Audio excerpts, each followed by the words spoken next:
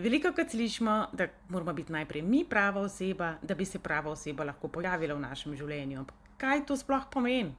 To pomeni, da se moramo mi obnašati na nivoju, kot bi si mi želeli, da bi se do nas obnašali. Ampak kaj pa zdaj to pomeni?